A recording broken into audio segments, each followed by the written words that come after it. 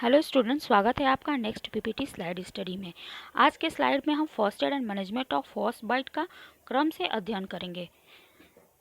Topic start करने से पहले हम देखेंगे कि इसके अंतर्गत हमें किन किन पॉइंट्स को स्टडी करना है। चूँकि फ्रॉस्ट बाइट का फर्स्ट एड एंड मैनेजमेंट करने से पहले हमें यह जानना आवश्यक है कि स्थिति आखिर होती क्या है, तभी इसका फर्स्ट एड और मैनेजमेंट हम कुशलतापूर्वक कर सकते हैं। अतः आज सबसे पहले हम देख लेंगे कि इस टॉपिक के अंतर्गत हमें क्या क्या पढ़ना है तथा इसका क्रम क्या होगा।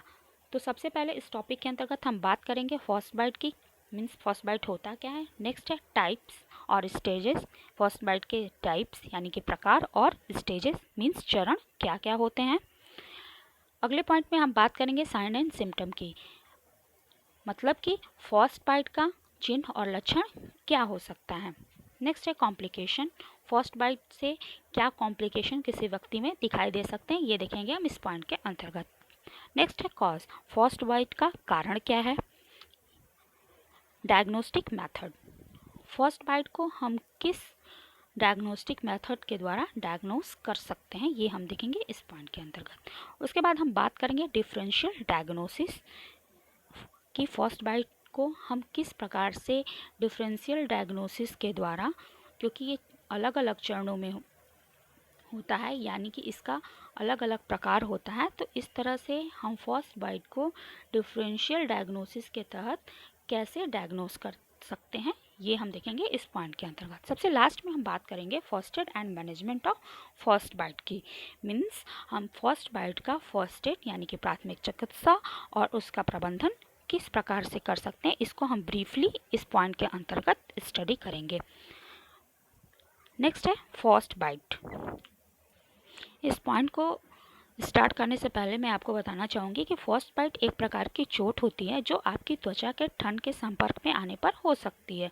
ठंड के संपर्क में किसी व्यक्ति की या आपकी त्वचा की परत जो ऊपरी परत होती है और इसके नीचे के कुछ टिश्यूज़ क्या होते हैं, जम सकते हैं। कई मामलों में त्वचा फर्स्ट बाइट से ठीक भी हो सकती है, गंभीर मामलों में टिश्यू डेथ हो सकती है और वो अंग खराब भी हो सकता है जिसको सर्जरी के थ्रू अलग भी किया जाना पड़ सकता है। नेक्स्ट मैं आपको बताना चाहूँगी कि आपकी त्वचा आपका सबसे बड़ा अंग है और इसमें कई अलग अलग परतें होती हैं। यह आपकी सुरक्षा करती है और आपको अपने वातावरण से संवेदनाओं को छूने की भावना के माध्यम से महसूस करने की अनुमति प्रदान करती है। ब्लड वेसल्स अब पाए जाएंगे इन स्किन के लेयर्स में, तो ब्लड वेसल्स क्या करेगी, आपकी त्वचा समेत पूरे शरीर में ये प्रेजेंट होगी, जो आपके शरीर के विभिन्न ऊतकों को स्वस्थ रखने के लिए ब्लड ले जाने का काम करती है। जब आप ठंड में होते हैं या कोई भी व्यक्ति ठंड में होता है तो क्या होगा, आपकी ब्लड वेसल्स संकुचित हो जाती है यानी कि कॉन्स्ट्रिक्ट हो जाती है, जिससे उंगलियों में, पैरों की उंगलियों में ब्लड फ्लो डाइवर्ट हो जाता है। और चूँकि यह आपके शरीर के मूल तापमान को बनाए रखने में मदद करता है, क्या ब्लड फ्लो जो है, जो एक प्रॉपर ब्लड फ्लो होता है, वो किसी व्यक्ति के शरीर का जो मूल टेम्परेचर होता है, मेन टेम्परेचर है, उसको बनाए रखने में मदद करता है। लेकिन जब ये फर्स्ट बाइट हो जाता है तो इस समय क्या होता है, समय के साथ इन अंगों में ब्लड फ्लो क्या हो जाता है, कम हो जाता है, यानी कि कमी हो जाने से त्वचा जो स्किन है और उसके आसपास के टिश्यू क्या होते हैं, क्षतिग्रस्त हो सकते हैं, उनको नुकसान पहुंच सकता है। तो आइए इतना सुनने के बाद आइए अब हम अपने टॉपिक को पॉइंट वाइज स्टडी करेंगे। It is a condition in which skin and the tissue just below the skin become freeze. Means ये एक प्रकार का कंडीशन है, एक प्रकार की स्थिति है जिसके अंतर्गत स्किन और स्किन के जस्ट नीचे पाए जाने वाले टिश्यूज़ क्या होते हैं, फ्रीज हो जाते हैं, जम जाते हैं। It is mostly affected small exposed body parts such as ear, nose, chin and feet। जो हमारे ये मोस्टली किसको अफेक्ट करता है, फर्स्ट बाइट मोस्टली जो स्मॉल एक्सपोज्ड पार्ट होते हैं हमारे बॉडी के, जैसे ईयर है, कान, नोज़ है, पैर है, फीट यहाँ पे है नहीं, आप समझ लीजिए, फीट, हैंड, ये जो हाथ हैं उनको क्या करता है, ज़्यादा अफेक्ट करते हैं, क्योंकि क्या होते हैं, हमारी बॉडी में क्या है, खुले हुए हैं, ये एक्सपोज्ड होते हैं ज़्यादा। और सारी बॉडी पे तो क्या करता है, कोई व्यक्ति कपड़ा ही पहनता है, लेकिन कान, नाक, चिक्स जो है हमारे, गाल हैं, चिन है, ये सब क्या है, एक्सपोज्ड होते हैं, तो ठंड इनको क्या करता है, ज़्यादा प्रभावित करता है। और ये पार्ट्स क्या होते हैं, लंग से हार्ट से क्या होते हैं, दूर होते हैं। तो इस वजह से क्या होता है, यहाँ पे कोल्ड ज़्यादा प्रभावित करता है। अब ये कैसे करता है, क्योंकि जो हार्ट से दूर होने पे क्या होगा, इनका सर्कुलेशन में भी क्या होगा, कमी होगी। जैसे सर्कुलेशन अगर होगा बॉडी में, तो ब्लड जब पहुंचेगा इनके तक, तो क्या होगी, दूरी ज़्यादा होने के कारण इसमें क्या हो सकती है, सर्कुलेशन में प्रॉब्लम हो सकती है, क्योंकि बॉडी क्या हो रही है, कोल्ड के संपर्क में है, ठंड के संपर्क में है। तो धीरे धीरे वहाँ का जो भी बॉडी संपर्क में कोल्ड के, वहाँ का टिश्यूज़ क्या होता है, जमने लगता है। और चूँकि ये जो अंग हैं, जो एक्सपोज्ड पार्ट हैं, वो लंग्स से दूरी पे हैं, तो वहाँ पे ब्लड का जो फ्लो पहुँचने में क्या होती है, देरी होती है। तो आइए हम नेक्स्ट पॉइंट देखेंगे। Because this body part are touch with prolonged और इंटेंस कोल्ड, क्योंकि ये जो हमारे बॉडी पार्ट हैं, जो एक्सपोज्ड बॉडी पार्ट हैं, वो क्या हो रहे हैं, वो बहुत ज़्यादा देर तक बहुत ज़्यादा कोल्ड के संपर्क में होते हैं। इसलिए यहाँ पे क्या होता है, फर्स्ट बाइट होने का चांस ज़्यादा होता है। जैसे ये कान है, कान पे, फेस पे, ये सीवियर फर्स्ट बाइट का है पिक्चर। अब हम बात करेंगे टाइप्स और स्टेजेस ऑफ फर्स्ट बाइट क्या होता है। There are 4 types of first bite. यहाँ पे क्या है, 4 प्रकार दिए गए हैं फर्स्ट बाइट के, जिसमें पहला है क्या, नॉर्मल, दूसरा है फोर्थ नीप जिसको बोलते हैं, इसको फर्स्ट डिग्री फर्स्ट बाइट भी बोलते हैं स्टेज के हिसाब से। और नेक्स्ट है सुपरफिशियल स्किन फ्रीज। अगला है deep skin and underlying tissue both freeze, means कि जो डीप स्किन होती है किसी व्यक्ति की, और उसके जो अंडरलेइंग, उसके नीचे जो टिश्यू होते हैं, जब वो दोनों फ्रीज हो जाएंगे, तो ये सीवियर फर्स्ट बाइट या deep skin and underlying tissue both freeze first bite या थर्ड डिग्री फर्स्ट बाइट कहे जाएंगे। अब फर्स्ट डिग्री में क्या होता है, फर्स्ट डिग्री क्या करता है, इरिटेट द स्किन, ये स्किन को इरिटेट करती है। नेक्स्ट है सेकेंड डिग्री फर्स्ट बाइट, इसमें क्या होते हैं, जो भी त्वचा होती है उस पर ब्लिस्टर यानी कि फफोले पड़ जाते हैं स्किन के ऊपर। और थर्ड डिग्री जो फर्स्ट बाइट होती है, इसमें स्किन की पूरी लेयर क्या होती है, इन्वॉल्व हो जाती है। मीन्स अगर क्या है, जैसे फर्स्ट डिग्री फर्स्ट बाइट है, तो वो क्या होता है, लिमिटेड होता है, लिमिटेड डैमेज होता है, कहाँ पे, एपिडर्मिस में, जो कि क्या होता है, स्किन के इंटैक्ट में होता है।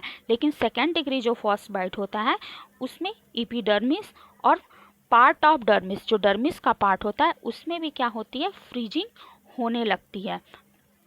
और सबसे लास्ट जो तीसरा वाला होता है, थर्ड डिग्री फर्स्ट बाइट जिसको कहते हैं, उसके अंतर्गत क्या होता है, जो हमारी स्किन की एपिडर्मल लेयर है, डर्मल लेयर है, वो क्या होते हैं, डैमेज हो जाती हैं। और ये और भी क्या डैमेज कर सकता है, वहाँ की मसल्स, टेंडॉन्स एंड बोन को भी क्या कर देता है, फ्रीज करके वहाँ के टिश्यूज़, बोन, टेंडॉन को डैमेज कर देता है, जिससे कि वहाँ पे क्या होगा, ब्लड फ्लो एकदम पूरी तरह से स्टॉप हो जाएगा, और वहाँ की त्वचा कैसी हो जाती है, ब्लैक हो जाती है, turn black, skin turn black. Next अब हम बात करेंगे सिम्टम एंड साइन, मीन्स कि किसी भी प्रकार के फर्स्ट बाइट का सिम्टम और साइन क्या हो सकता है। तो early sign of first bite are numb, pale yellow और white skin, it may itch, sting, burn और feel like pins and needles, या इसको हम इस तरह से करते हैं, pricking pain in affected area. जो अर्ली साइन होता है फर्स्ट बाइट का, उसमें क्या होता है, स्किन कैसा महसूस करती है, नम्ब, यानी कि वहाँ पे सुन्नता महसूस होती है। सुन्नता मीन्स सुन्न हो जाना, अगर ठंड बहुत ज़्यादा है तो क्या वहाँ का एरिया सुन्न हो जाता है, हम कोई भी फीलिंग महसूस नहीं कर पाते हैं। पेल येलो कलर, वहाँ पे जो कलर होता है वो पेल येलो हो जाता है। और वाइट स्किन, या तो स्किन का कलर क्या हो जाता है, वाइट एकदम हो जाता है। इट में ईच, स्टिंग, और ऐसा लगता है वहाँ पे खुजली होती है, डंक जैसा जलन होता है, पिन और सुइयों की तरह क्या होता है, चुभन महसूस होती है। नेक्स्ट अब हम बात करेंगे इंटरमीडिएट स्टेज। सपोज दैट अगर पहला स्टेज जो है फर्स्ट बाइट का, तो उसको हम क्या बोल रहे हैं। इसके अंतर्गत कौन कौन से लक्षण हमें दिखाई दे सकते हैं। स्किन उसमें क्या हो जाती है, बिकम हार्ड। इंटरमीडिएट स्टेज में क्या होगा, स्किन हार्ड हो जाएगी। इट लुक्स शाइनी और वैक्सी, या चमकदार या मोम जैसी त्वचा वहाँ पे दिखाई देगी। When the skin thaws, blister filled with fluid और ब्लड, जब स्किन क्या हो जाएगी, गलेगी। थॉज मने होता है गलना, यानी ठंड से जब स्किन में क्या होगी, गलन बढ़ेगी। ब्लिस्टर फिल्ड विथ फ्लूइड और ब्लड फॉर्म, तो वहाँ पे क्या हो जाएंगे, ब्लिस्टर उत्पन्न होंगे, फफोले जैसे पड़ने लगेंगे, और वो फ्लूइड, जैसे फफोलों में फ्लूइड भर जाता है या ब्लड भर जाता है, तो वैसी स्थिति रहेगी। ये जो माइल्ड स्टेज होता है या सेकेंड स्टेज हम कह सकते हैं फर्स्ट बाइट का, उसमें ब्लिस्टर कॉज होता है। नेक्स्ट है pain around the exposed area. जो भी हमारे एक्सपोज्ड एरिया रहेंगे, ईयर, नोज, चिन, चिक, पैर की उंगलियां, हाथों की उंगलियां, तो उनके चारों तरफ क्या होगा, पेन, दर्द महसूस होगा। नेक्स्ट है ग्रेजुअल डेवलपमेंट ऑफ नंबनेस। जो नंबनेस रहेगी, जो सुन्नता की स्थिति रहेगी, वो धीरे धीरे क्या करेगी, बढ़ेगी।